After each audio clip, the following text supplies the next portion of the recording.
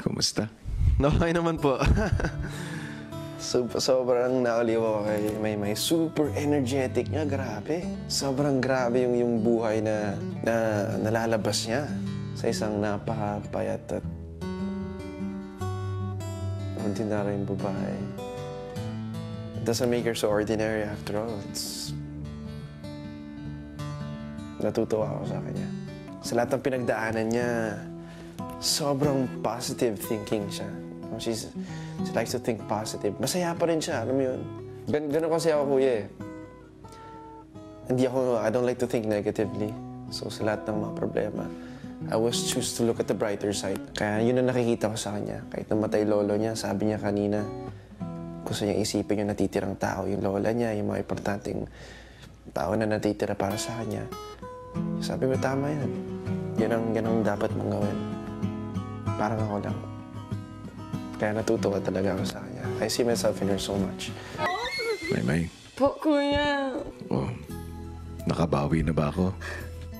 Kuya, hindi ka lang nakabawi. Alam mo ba yung abot langit na bawi na super duper ng oras na bonggang-bongga. Ganun talaga, kuya. I can't thank you enough. There's always a rainbow after the rain. Di ba alam niyo man, kuya, di ba? Namatay yung lolo ko, sobrang iyak, sobrang lungkot sa puso ko.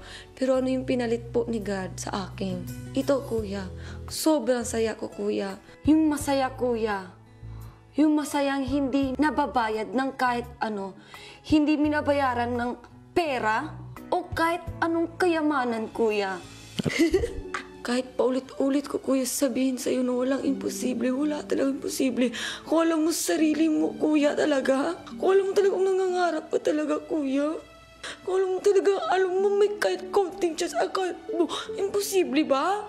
Kung mangangarap ka talaga, kuya, tutupad yun. Kasi binigay mo yung best mo. Yun to, kuya, talaga wala imposible. Ay, nayok na ako. Kasi kuya, nakita ko si Sir Enrique, hindi ako makapaniwala. Kasi kuya, sa TV lang nga. Sa TV lang talaga.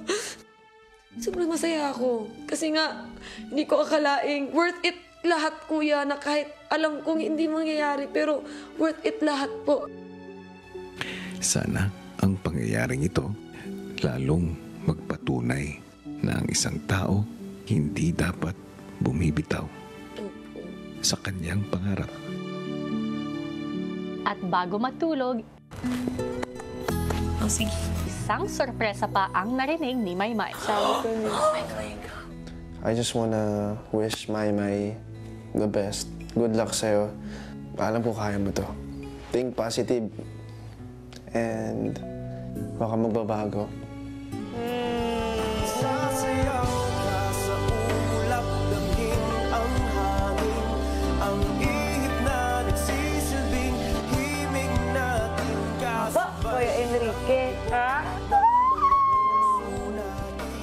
Ako na rin na ngayong araw na to, akong pinakamasaya sa buong mundo.